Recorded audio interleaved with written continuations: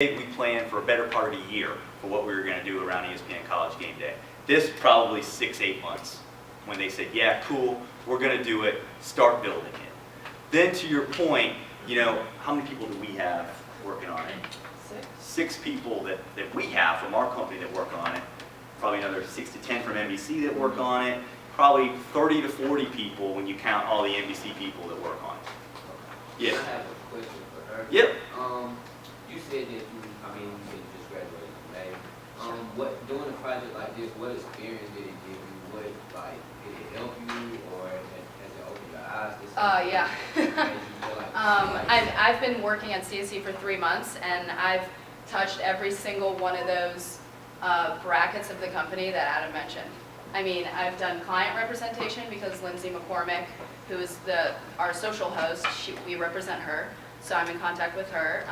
Social media, I'm handling the fans of the week that we take from Twitter. Events, you know, when the bus was in Atlanta, I was an events person. I was going to each event, making sure we had all our supplies, and I've learned so much, and I've done so much in the last 3 months. I mean, it's amazing how much you can do in sports. Yeah. Yes, sir. Do you travel each week to? I don't, but I will be. One poor Kay travels. She does. She's on the road. Well, because she works for she's the head manager of 3 different accounts, so she's on the road a lot. But I will be traveling to New Orleans in a couple weeks, and that's going to be awesome.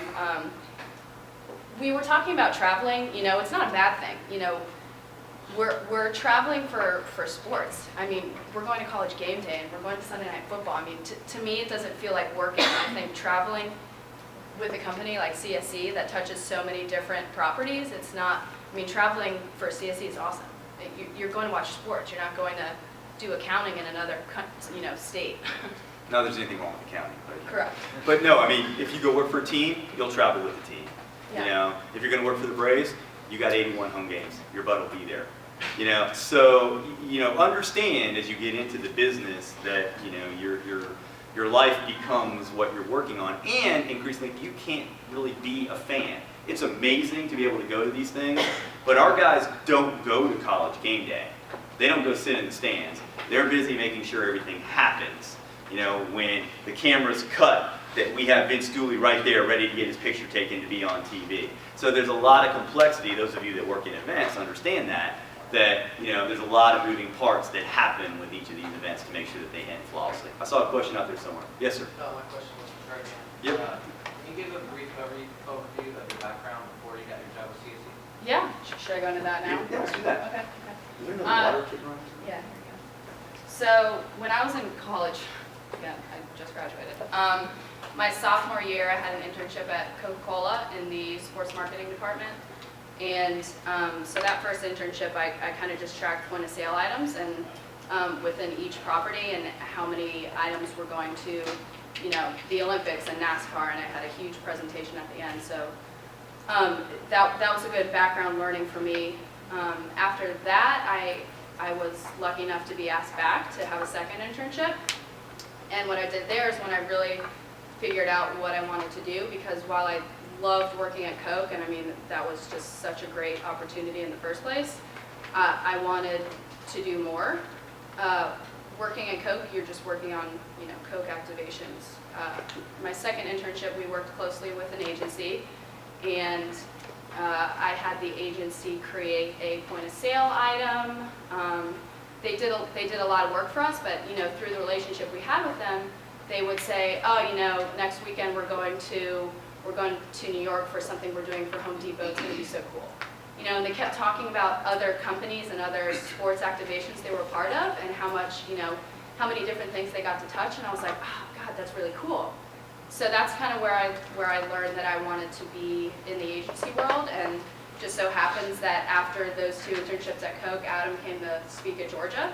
And so when he started talking about Coke Zero, I was like, oh my gosh, I wonder if he knew anyone I worked with. So I just spoke with him afterwards and said I'd love to learn about what CSE is doing and your role in CSE. And I wasn't asking for a job. I was just asking to what do you do? Yeah, I love agency life. I haven't experienced it as much as I could have working on the client side. So tell me a little bit about what you do, and it just kept the relationship going and turned into a big kid job. So one of the stories there too is you gotta always be working on your network, and being out and about and making connections and volunteering and doing all that stuff. If you want to be in the business, that's a mandatory. And there are plenty of things that you can be doing here in Athens. There are plenty of things you can be doing in your surrounding communities, your hometowns, Atlanta. So when you see those volunteer opportunities, when you see those abilities to make a connection, please do that. We had a bunch of kids that were volunteering at the Tour Championship that just happened in Eastlake, last month. Great opportunity. Yeah, it's maybe not glamorous, but you get FaceTime. And we all started out that way, and that's something we'll digress here quickly, and then we'll come back to Sunday Night Football. I know that. So when I come to talk to you guys, I remember what this is like. And I remember how it's like to try and break in, and please just give me a chance. And you're going to work hard, and there's a lot of people just like you that are trying to break into the field, and that's fine. If you're good, if you work hard, you're in position for your opportunity, you can make a really great career. But again, it starts with putting yourself in the right room, being around the ball to make a play and get a shot. All right. So we'll talk about that here in a little bit. But back to Sunday Night Football quickly to show you a couple things of what Ashley was talking about. So these are screen grabs. A huge part of this, and we talked about this, and again, you guys have a distinct advantage because you're digital natives. You do this kind of stuff all the time. You're tweeting, you're sending out pictures, etc. So a big part of our program is letting more people know about what we're doing. So if you come to Indianapolis, well, this is the Brickyard. Who knows what the Brickyard is? Anyone? What happens at the Brickyard? 500. Right, the Indy 500. So it would only make sense for our bus to be parked at Indy on the Brickyard, right? So again, what we're trying to do is when we come into town, we're partnering with our fans, we're partnering with the community to say, hey, you've come to Indy, this is cool. This is the restaurant you need to go to. You need to go visit the Indy 500. In the same way that if somebody came to visit you from Penn State and came to Athens, Georgia, you would take them to the right places around town to give them a good time. So that's kind of what we're trying to do, is teach the world and sort of welcome Sunday Night Football to the metropolitan area. So this is a big part of what we do when we come to town. And then we also go out and recruit super fans who have large followings to help us broadcast what we're doing. And we also invite them in to Sunday Night Football and into NBC so they have exposure, so they can talk to Heinz Ward, they can see some of the players, they can do a bunch of things that fans would want to do. All right? Any more questions on Sunday Night Football before we move on? Who in here has Twitter? Is it on your smartphone right now? Take it out. Take out your phones. Open Twitter. And go follow Sunday Night Football on NBC, SNF on NBC. Hashtag SNF if you're talking about football. Actually, what was the? At SNF on NBC. And you can follow along with what the fans are doing. Anything that the fans talk about, we're using this hashtag SNF. Anything they talk about is going to be pulled into this SNF on NBC website and then retweeted about. Yep. And a lot of times we celebrate, fans just by following us too. Give them stuff. Yes, sir. Back, Richard. I know like the Manning and Andrew Luck thing was a big deal this week. What's that? The Manning and Andrew Luck. Yeah. Yeah. And it was a huge It deal was. and easy to promote that. How do you find like if it's a game between like the Monday night game wasn't that good with New York and Minnesota? Like how do you find something to promote like when there isn't a big storyline with the game? Week in, week out, sports is like a big soap opera, right? I mean, somebody gets hurt, somebody comes back, somebody has a beef with somebody else. You got to look ahead to the next week. The big storyline was the Giants suck, and are they going to finally win, right? Yeah, they really. So we had a lot of fun with that, and funny enough, now we all know that the NFL's ratings are crazy, and the ratings for that sorry Monday Night Football game were still great. Why? New York City, right? So you had a lot of the biggest market we have in America watching the Giants to see it, but you know, you're still going to tune in. You're still going to check it out, even if it's only for 5 or 10 minutes. But we do look for what that unique storyline is every week, and usually we've got a handful that we can choose from. Red shirt? Are the super fans compensated in any way? They're not. They just do it They Was do it. an awesome experience. Yeah, their compensation is, we'd like to invite you, if you're a huge Giants fan, we're going to give you the most incredible, you know, experience a Giants fan could want. You know, we're going to get you backstage, you're going to get to meet players, you're going to be on the sideline, you're going to have really great seats, you're going to be able to sit with the talent from NBC, you're going to be able to give your insight, and we continue to play with that. You know, like what do fans want to do? And in the same way, going back to college football, going back to game day, same way, like, why do you want to be in Section 0? Why do you care? You got a G on your shirt right now. How can I make that meaningful for you when Georgia plays LSU? Okay? Yes, ma'am. How long has the Sunday night football bus been? It's like the what First year. This is the first year. This is the first year. Yeah, so we're testing and learning a lot, you know, because to Ashley's point, before it was just a ball that traveled, and the cool thing was like the player of the week got to sign the ball, and by the end of the year it was this really cool collector's item of all these amazing players that had signed it. And then we're like, all right, but we actually need to kind of like cart it around in a physical presence. And the bus is cool. It's got all kinds of great merchandise in there. You can go in and play PlayStation, you know. You've got lockers. You've got a bunch of stuff that we're collecting. Yeah, exactly. Yes, sir. If the bus idea flops, is that on you guys? Or? Yeah, 100%. 100%. And that's a great question. You know, you're constantly putting things in front of your client, and you're saying, hey, this could be cool. This is going to work. Let me show you why this is going to work. And if it fails, yeah, you get fired. And the client's the one funding. The client's the one funding it. You go in and you pitch the client, you know, and you propose to them, you should put this bus on the road. This is how much it's going to cost. This is how we think, you know, it's going to be successful, and you better be right. Anybody else? Question? You have one earlier? Okay. All right. Any more questions on this before I kind of get into? I think we're doing well on time. Okay. Any more questions on the case study? But I did want to show you guys real live work. This isn't stuff that I did years ago or whatever. Right now, I mean, we're in planning for college game day, where it's going to go next, how we're going to set up, and as Ashley can well tell you, you know, we think about Sunday Night Football and how we're executing every week. So I wanted to show you real-time work, and hopefully you can again see all the different disciplines and all the different ways that we as sports marketers have sort of expanded our discipline. Yes, sir. When it comes to like Sunday Night Football and game day, like how do you quantify success? Or like what are you measuring? Is it viewership? Is it, you know, people coming out to events, or what is it that kind of like lets you know that, oh, this bus is actually worth the money and time that we put into it, and we're going to continue for the future versus a flop?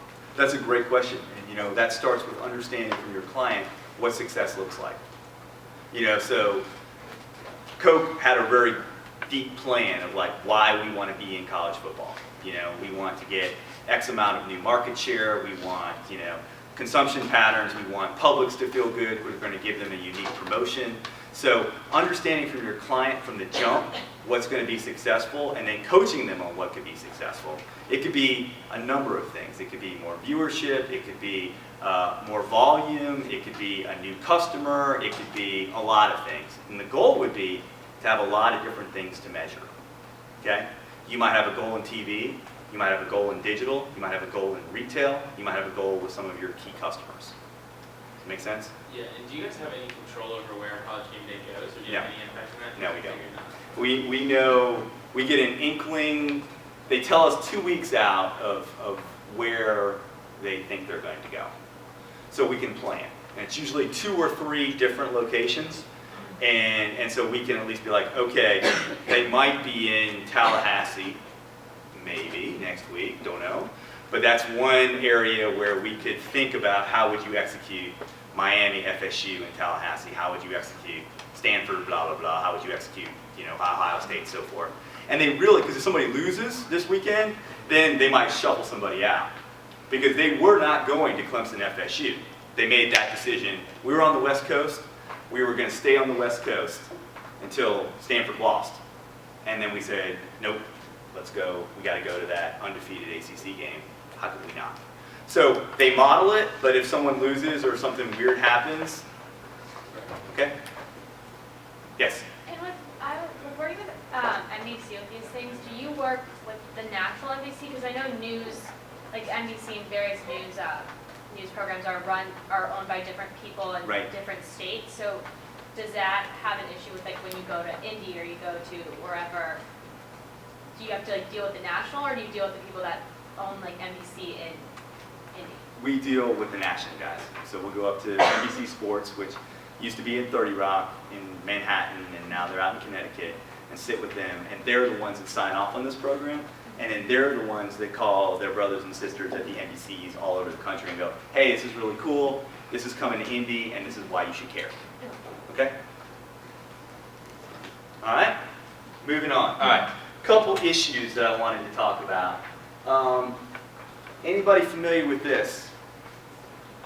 Yes, sir, in the back. Tell me what you know about this. You talking about the first one? Or Yeah, just talk about the whole thing, 'cause I think it all comes together. Yeah, I know about the APU, the players trying to get together. Tell me about the APU. The APU, well, actually, we have some players from Georgia that's participating in Yeah. it.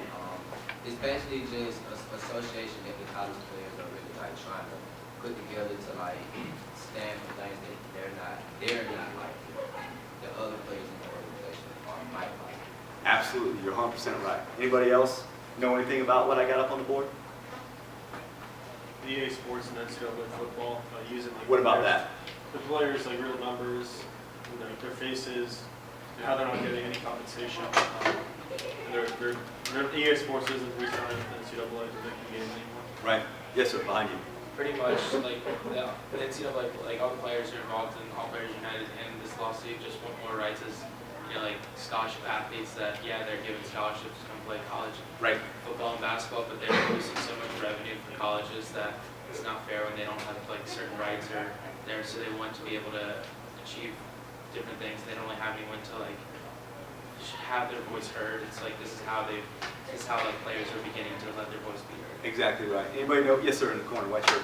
One of the expose on the NCAA.com store was about how the NCAA was benefiting from players and player number combinations. Like Yep. you could type in Manziel. Manziel and it would come up with the A&M number 2 jersey, which is obviously connected. Yep. So they ended up having to discontinue the franchise from selling. So now the only way you can get those jerseys is through the individual schools themselves. All right, so let me ask you a question. So Ashley and I are driving into town, saw a kid walking with his mom. He had number 11, Georgia jersey. Whose jersey is that?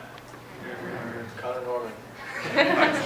So should, do you think the kid knows he's wearing an Aaron Murray jersey? Yeah. Think he asked his mom he wanted a number 11 jersey just like Aaron Murray? Doesn't have Murray's name on the back of it though, does it? Should it? Should it just be a generic number 11 jersey, or should it have Murray's name on the back of it? Depends on if you want first. Did they buy it because of Murray, or did they buy it because the kid liked the number 11? Right. So that's the question. Let me ask you guys, should Murray get paid for that? Yeah. Yeah. Who said no? Why not? I don't think, well, just the way it's set up now, there's no right solution to it. There's no Right. correct solution to Right. either way. You know, they're getting scholarship money, they come here, you know, Yeah. just as other sports are, they Right. generate money, but, you know, if they switch some of the rules around where there's an alternative Yeah. to coming to college, Yep. then I could see where it's definite, you sign a contract, you go here, this is Yep. what you're getting, there's no other means around it. Anybody know what went down in Grambling last week? Yes, sir. Basically, the players, they said you better be the bus at this time, Yeah. and they didn't come because a group of them got together and boycotted. because Why? of, Why did they boycott? Lack of Yes, sir, back proper corner. facilities and everything. Sorry, back corner. Because they didn't like their interim coach, and they wouldn't play until he stepped down. They were just like, we were just changing the whole team, and they just weren't trying to play. Okay, what else, sir? It was like, he was mistreating them, and it wasn't just, I don't think it was just the intern coach, I think it was the athletic director too. They wasn't pleased with neither of them, so they didn't even go to practice, and then the next day, they all had to leave to go to the game before. That's right. Yes, sir. They took an 11-and-a-half-hour bus ride to Indianapolis. Yep. To and from. Yep. And the coaches and the AD flew. That's right. So they lost it on that. Yes, sir. I know Jacksonville State's trying to sue Grambling Uh-huh. because of the forfeit That's right. So Jackson State had a homecoming. So let's just reset, right? So these students, just like you, yeah, they're scholarship athletes, but their coach who they love, Doug Williams, who was a Grambling alum and also an MVP quarterback for the Redskins, and also when I was growing up in Tampa, was the man in Tampa, but anyway. He got fired because, among other things, their floor in their weight room was just crappy. People were slipping, people would step back in the squat rack and slip because the floor was messed up, lights were broken, and Doug Williams tried to get the weight room fixed, and they wouldn't, and he said, well, then I'll go in my pocket and a couple of my friends and we will buy flooring. And the administration said, no, you didn't come through us on that, you're not getting the floor fixed. And the student athletes were like, what? So Doug Williams got fired because of that and a couple other reasons. Then these kids are concerned. There's been a whole lot of MRSA outbreak. Who knows what MRSA is? Yeah, you don't want it, right? And the trainers, they weren't cleaning the equipment, they weren't cleaning the uniforms, and they weren't cleaning the pads. These kids kept getting recurring MRSA. You can die from that, right? So they're getting MRSA infections. Then there was the stuff about the buses, where they put these students on buses, but the coaches fly, okay? Now that one you could say, all right, well, but still as part of the whole. So then these kids said, we're trying to get a voice, we're trying to raise our concerns, and the administration said, we don't want to hear it. You're players, you do what you're told. And they said, guess what, we're not playing. It's good to tell Jackson State that they don't have a homecoming game because we're not playing. Now, in a couple weeks, Grambling plays Southern. Anybody know about that football game? Anybody know about the Bayou Classic? Right, that is a big deal. Huge deal. That's a ton of money that Grambling and Southern stand to lose if these kids don't play. Okay? So, it's interesting for a number of reasons because student athlete activism, your classmates, people you know, people that you hang out with, they are saying, yes, we know as student athletes that we have some advantages that normal students don't get. But fair's fair, and I didn't necessarily sign up for this kind of stuff. And so, yes, part of it is about money. And our Aaron Murray example of these kids are out there and people are buying merchandise and they're doing this, that, and the other, and the NCAA says, no, we're not profiting off of athlete name and likeness, but as a gentleman against the wall told you, the NCAA, if you typed in, Manziel's number, it took you, if you typed in Johnny Manziel, it took you right to his jersey number. And then the NCAA took all that down. So clearly they're profiting off of student athlete. And Jay Belis, how many of you guys have ever read him or follow him on Twitter? He is a lawyer and he is writing a lot about this. There's been a lot of articles about this, and New York Times just wrote a huge article, Wall Street Journal's writing articles about, does the NCAA, who makes all of this money, should there be a reset of how that money is distributed? Huge issue. Why do I care about that? Why? Why should I, as a sports marketer, care about what's happening with this stuff right here? Impacts marketing budget. It impacts marketing budgets. It impacts the perception of college sports. Yes, sir. Kind of like what techniques or avenues you need to go down in order to market, like you said. Yeah, well, I got clients that are involved in college sports, right? I've got clients that are sponsors of the NCAA. These student athletes have, in my estimation, a lot of legitimate concerns. This is a hot button issue. So I've got to be writing and putting position papers, and that still works, right? We do what's called POVs, point of views, where we write to our clients and say, hey, you might not know about all this stuff. Let me tell you why the Grambling thing is important. Let me tell you why, the EA Sports settlement is important. Let me tell you about Ed O'Bannon, who was a former UCLA basketball player, and he and a bunch of other former athletes have said, no way, you guys have been putting my name and likeness in video games for years and not paying me, and that, no. I get that maybe when I was in college, but I didn't feel bad about that, but certainly not when I'm out of college. You can't continue to live off my name and likeness. They're winning lawsuits. EA Sports said, we're out, we're done, we're discontinuing that game. There'll be no more NCAA game because we think these kids are right. So there could be an enormous lawsuit that continues to happen, and everybody who's involved in college sports, whether that's IMG College, who sells the University of Georgia to marketers, whether that's Coca-Cola, whether that's AT&T, can be put into that swirl of what's happening in college sports right now. Okay? Yes, sir. And you just brought up players who are out of college, still making money off them. Yeah? Devin Gardner's wearing number 98. Is that Tom Hartman? Is that his name? Yeah, Tom Harmon. Hartman. Okay. So how is it fair for his legacy being brought back up now? Michigan selling 98 jerseys, Right. They never would have. I feel like Tom should benefit from that, He should. but he's not. He's not, and Devin Gardner wanted to really honor a guy who had won the Heisman Trophy for Michigan, back 60 years ago, and he had actually talked to his family about would it be appropriate if I wore his jersey number. But you're right, the University of Michigan went out and sold a bunch of 98 jerseys because of that. Yes, sir. How much of like a third party point of view does your company have to take as representing so many different like clients? Because it's important for you to speak your personal opinion, but Yep. also like you're not trying to kill your own business just because. No, I'm not, but I can't be wrong. So what if I say to my client, don't worry about this stuff, it's cool, it'll go away. Grambling, whatever. EA Sports, don't worry about the lawsuits, don't worry about it. Keep spending more money in college sports. And then, whoops, something happens. Because I'll tell you, I'll be honest with you guys, I wrote a paper about the NCAA tournament. Football, those of you that have come through football culture versus basketball, football tends to be more team and more institutional. Basketball players tend to be a lot more individual. There's a lot more opportunity to showcase personal style.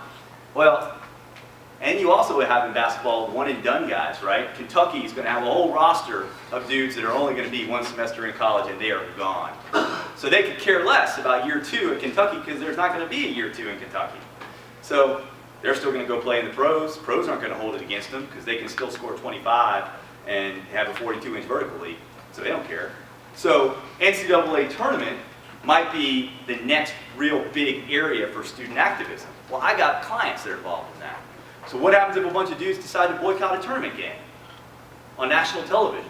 Don't know. Could happen. And so we have to be prepared for that and think that through. What is your position? How do you feel about student athletes? Because there is no college sports without the student athletes. So yeah, I've got to be objective in my recommendation because You just have to be careful. exactly. All right. Anything else on this? This is really interesting. There's a lot of media out there. And the point that I wanted to make to you guys too is how important it is to be studying constantly. I read probably an hour, hour and a half every morning before I go to work. I have Twitter feeds that I follow. I have different publications like Sports Business Journal and Synopsis that I read. I read some of my client stuff just because you have to be versed, because I never know. One of my clients might call me up and be like, hey, what do you think about this Grambling thing? And I don't know. I don't want to be frantically Googling it while they're talking to me. I need to be on top of it. All right? All right. This one pertains to you guys. Marketers are really worried because when you look at attendance numbers from your age group, you're not going physically to go sit in Sanford Stadium. So it was a big article that was written in the Wall Street Journal. The Journal-Constitution did this a month or 2 ago, talking about declining trends amongst your age group. Season tickets not being sold to students, students not going. Why are you guys not going to football games? No booze. Yes, sir. Okay, well, the Wall Street Journal thing, I believe that was an article that was written about, I think it was the North Texas game. And, that was on a crappy day, it was Right. a crappy team, nobody wanted to go to Right. it. The Wall Street Journal would come back for that LSU game, it would have been a completely different story. That's The right. stadium was sold out, there was everybody there, but on the crappy weather day, when Georgia's playing a crappy team, Right. I think, that's probably where the attendance is, but they come back and we're playing a legitimate, really strong team. Right. There's on the seat. And there was also a huge aftermarket for the LSU game too. If you went on StubHub, it was through the roof in terms of people. But yeah, tremendous demand. I agree with you on that. Why else? Yes, sir. Recently, Nick Saban issued a statement stating that to the students that you're not going to stay the whole game and give your tickets to somebody else. And to the point, I kind of understand if you're an Alabama student why you would leave early, because you're beating the snot out of all the teams that you play, so you know that you're going to win. Right. So why stay when you can go and do something else knowing that the victory is pretty much Secure. secure? Yes, sir, in the corner. You also have to do convenience as well, because when you go into the stadiums and like you're thirsty or something like that, you're getting water for $5, $4. Yep. When you can just stay at home, Yep. watch on the game.